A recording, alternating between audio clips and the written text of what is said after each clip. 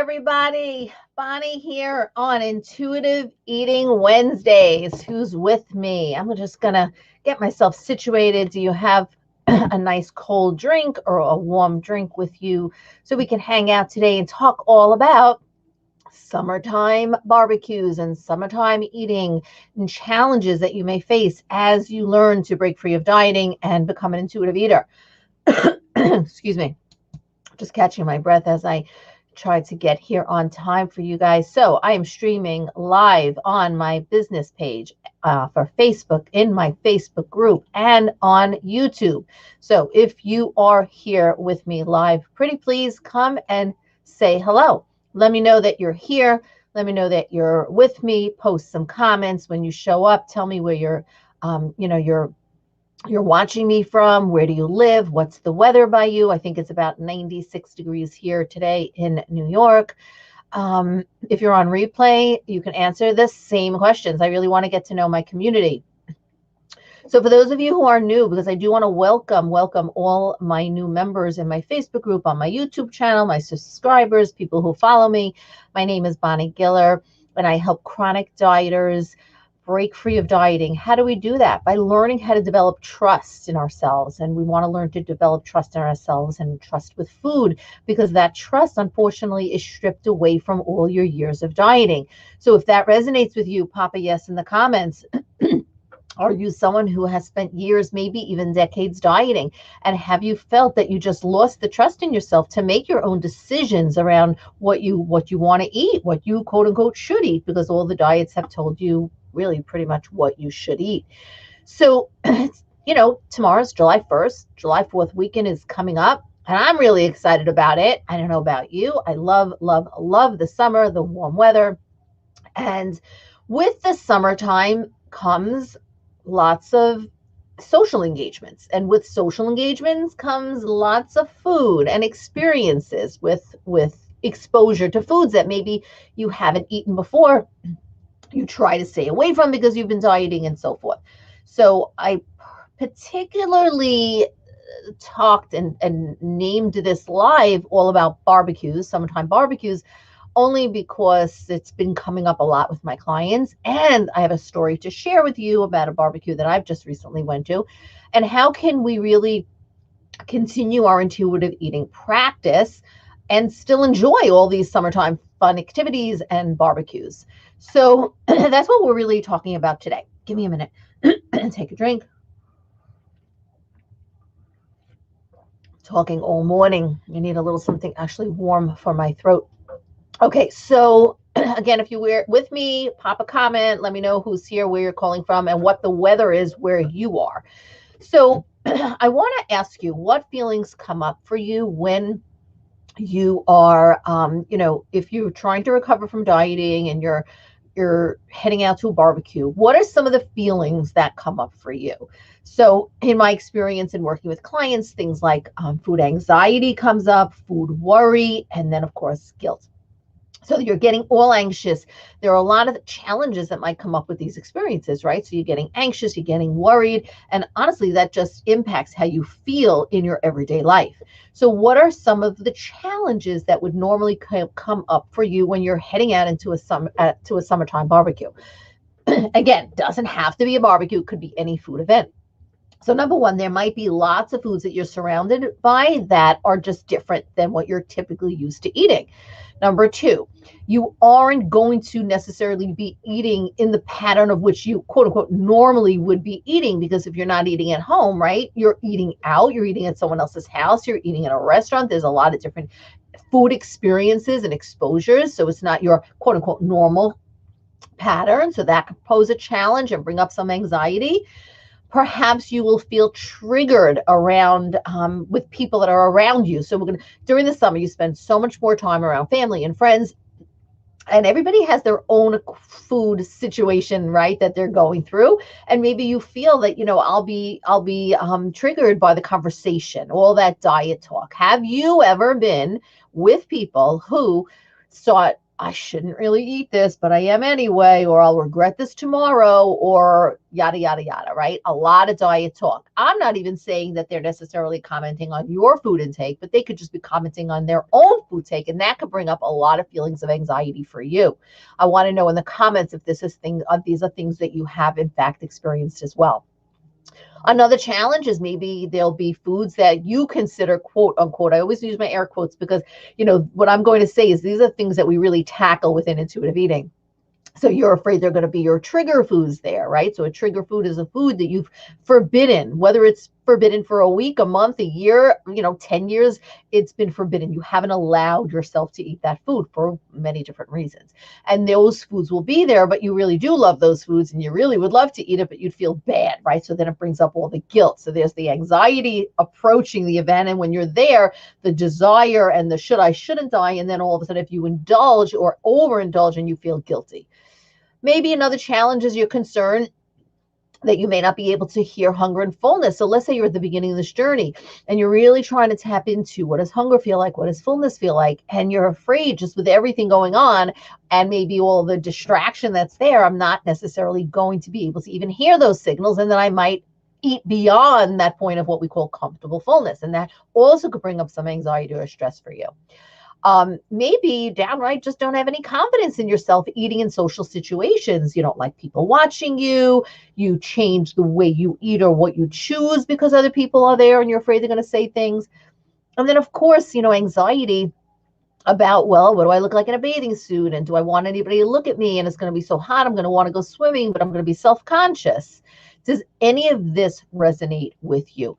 Pop a comment. On replay, no problem. Pop a comment. I will come back and respond. I'm really interested to hear which of these challenges resonate with you. So let me tell a little story. So not too long ago, I went to a barbecue, really the first barbecue I've gone to since COVID-19 started. And everybody who came to the barbecue was like a potluck, except for the host who did all the grilling. Everybody else brought, whether it's a salad or a side dish or dessert, everybody participated because, it's just nicer to do it that way. And I made sure, not to arrive over hungry. And I got there, lots of, family and some friends that were there, and it was lovely. And then, it was like, okay, buffet is open, barbecue is open, so I didn't go right away because I wasn't really hungry yet. So eventually, I was chit-chatting and then I decided, okay, let me go and take some things from the grill, take some sides. I had made a really delicious corn salad that I brought. I hadn't made that in a really long time. So I was like, okay, let me bring that. And so I had some of that and some other things that other people bought. I made a nice plate. I went to sit down, which, by the way, is so very important, not standing and eating. I can't focus on my food when I stand and eat. So I'm always finding a place to sit. So I went to sit down. I was with my husband and some other people at the table.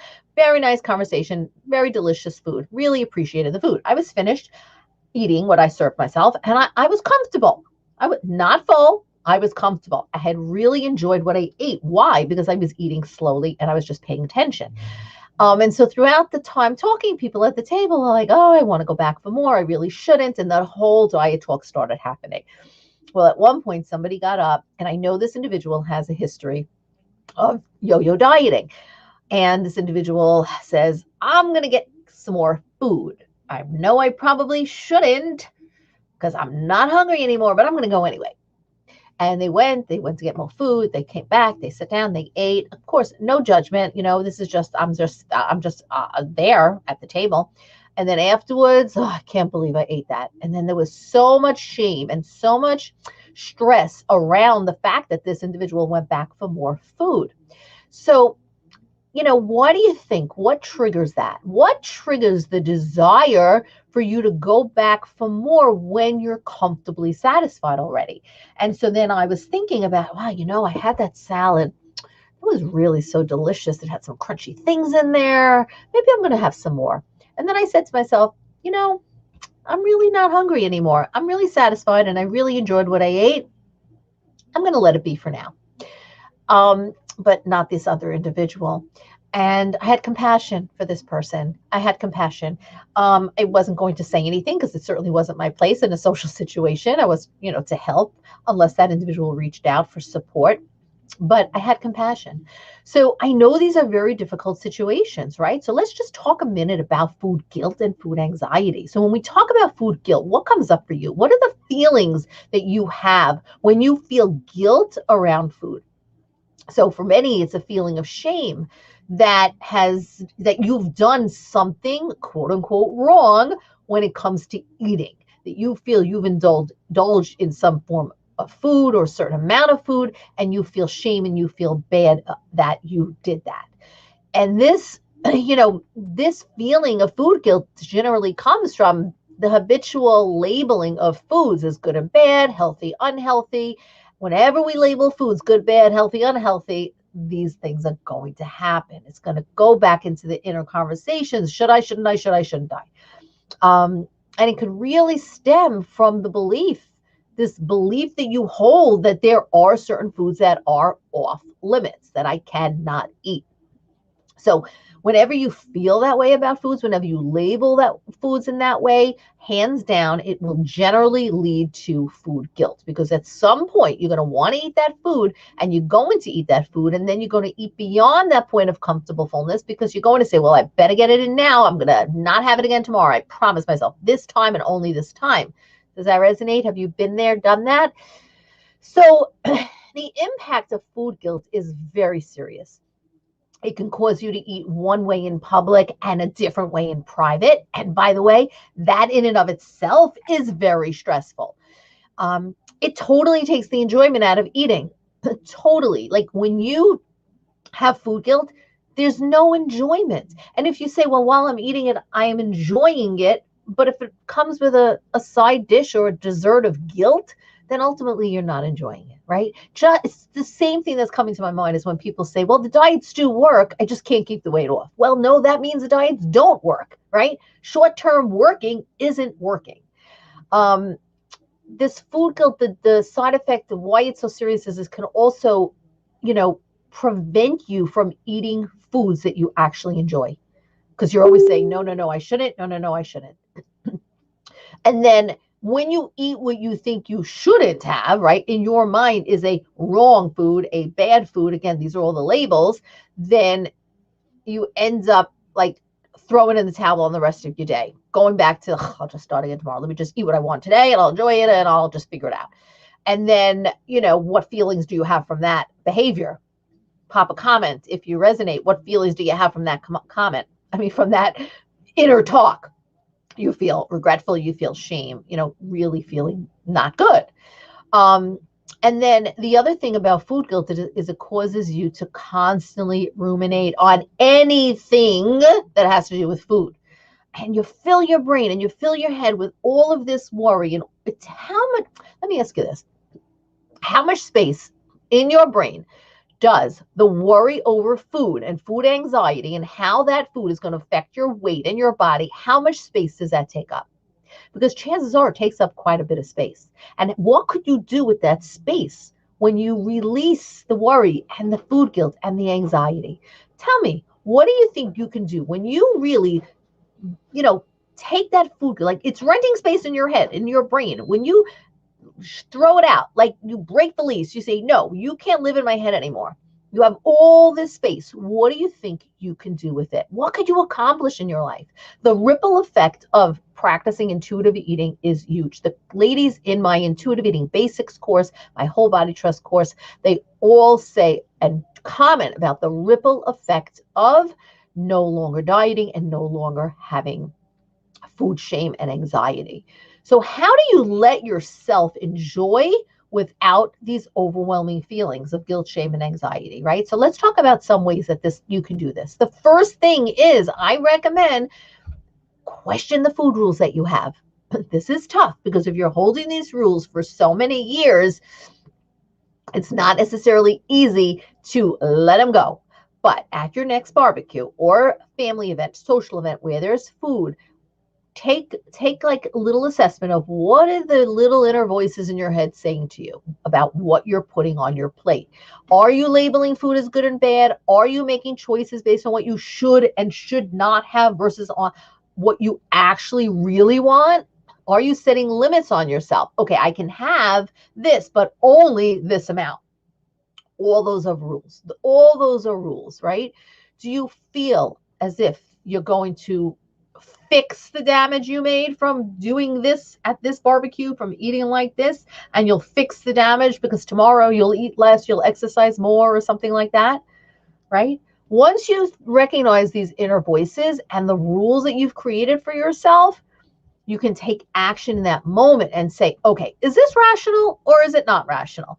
And then, you just realize you have the power to decide. Don't let those voices rule and take over. Number 2 is, please remember that eating is also for pleasure. It's really very important. Eating is an experience, and it needs to be looked at as much more than fueling your body. But yes, eating for nourishment and for fuel is obviously one of the main functions of food, right? And why we eat. We need to eat for fuel, but we also need to eat for enjoyment and for pleasure. So how do we do that? Well, to do that, you need to choose foods that you enjoy eating, and you need to allow yourself to try new foods. You need to be present with each bite, and you just really want to savor those meals so you can get the most pleasure. I recognize this is really tough because to do this, you need to give yourself full permission to eat and enjoy. And if you're coming from a history of dieting, that is tough, but it can be accomplished. I'm going to share a little bit at the end here how you can accomplish that. There's no such thing as a perfect meal. I want you to know that. Nope. The sooner you realize it, the better. There is no perfection, and there's no perfection in intuitive eating. My third little tip for you is to really work on staying tuned in to hunger and fullness, to stay tuned into your cues. Now, I will say that if you're new to this intuitive eating journey, you may not even hear those hunger and fullness cues to start. That's okay. Don't berate yourself because of that. It takes time. It takes time and patience that you must have to reignite those signals, but they can be reignited, and I can show you how. So what you want to do is, stay tuned in during the course of your eating, whether it's the barbecue or some other place that you're eating, and just question, am I still hungry? Am I getting more satisfied? Am I feeling full, right? And just sort of like, put your fork down, assess where you are at, tune in. And I tell you, ultimately, over time, your body's going to teach you. Your body's going to let you know how it feels. Now, then the next piece is, are you listening to your body? And unfortunately, sometimes you don't listen to your body because you have disruptors, things which really what I mean is beliefs or thoughts left over from dieting and the food police that really prevent you from listening to your body. And it causes you to question. So we have to really work on those thoughts and beliefs. Numero uno, very important. And then, of course, please be curious and don't be judgmental. We talk about, you're always being judgmental of yourself, of course, and others, right? So are you judging yourself about your food choices? Is that something that you do? And how does judging yourself make you feel? Can you be curious instead of being judgmental? It's something that you really want to give thought to and think about. In the Intuitive Eating Basics course, I teach my clients straight up in the beginning how to really build that self-compassion, because we're so used to banging on ourselves and treating ourselves like just horrible. So consider, what are you doing in terms of the judgment? Are you judging yourself harshly, or are you looking at a situation with curiosity? Because that self-compassion piece is huge, huge, okay? So I really want you to, I'm hoping you've got some takeaways from this, because you want to enjoy life. You want to enjoy your experiences, and summertime eating and going out is all part of enjoying the summer. You don't want to not give yourself permission to go out, to have fun, to enjoy, because you're worried and you're afraid of the food situation. The anxiety and the worry that comes up, and then the guilt after your experiences, it's not fun, and it takes away from the pleasure in your life. So, deep breath. What are your plans for the July 4th weekend? Let me know. Put a comment in. I want to know what you're going to be doing. I think I plan to go to the beach. I don't necessarily think I'm doing any barbecues, but I might try some new recipes out. Do you all know I have a cookbook, Enjoying Food piece? If you haven't picked it up yet, I don't have a copy here. It's in the other office, but if you haven't picked it up yet, I would totally suggest you do that. It's on Amazon, Enjoying Food piece, and it has recipes and intuitive eating wisdom throughout the book to really help you mesh both yummy tasting food for good nutrition and taste pleasure, but also intuitive eating wisdom. So pick up your copy. But I'm working on volume 2. So I think what I want to do is do some testing of recipes over the weekend. Maybe I'll post on social media. You can see what I'm concocting for the new volume, the second volume of this Enjoying Food piece. And I'm really excited about that. I don't have a date yet of when that's going to come out. But I definitely want to hear what your plans are, so please put them in. And also, what is your biggest takeaway from this conversation today? Please, when you share, when you put comments down, it helps everybody else. It inspires everybody else. So put a comment as to what is your biggest takeaway from this conversation today. And watch your email. Watch the newsfeed in Facebook, watch the YouTube channel, because I'm going to be announcing a very special July 4th flash sale. I'm not going to say more, but you're going to be able to get your hands on my Intuitive Eating Basics course for a fraction of the price, because I just ran that course now live in June and the results were amazing. And I can't run it live again in July, but I want you to get your hands on it with a little bit of support. So watch the feed. I'm going to do a special webinar / live training tomorrow. I will let you know what time. I'm going to try to do it later in the day so those who are working can join me live, because you want to be there live in order to get this deal. I'll share more tomorrow. I'm looking at my schedule and I'm thinking I might do it maybe closer to 5:30 p.m. Eastern tomorrow. So I think that's what I'm going to try to do. So if you can be there, mark your calendar right here on Facebook, business page, Facebook group, YouTube. I'm going to try to do it on Instagram as well, because I want to bring to you some information in regards to how can you honor your health and work on your intuitive eating journey? How do the two go hand in hand? What do we need to do? So I'm going to share that information with you tomorrow. Please mark your calendar. Tomorrow is July 1st, Thursday, 5:30 p.m. Eastern. I will send a notice out. All right. Please post some comments as you're listening on replay. Love to hear, love to see. And I will talk with you soon, hopefully tomorrow. Have a great day.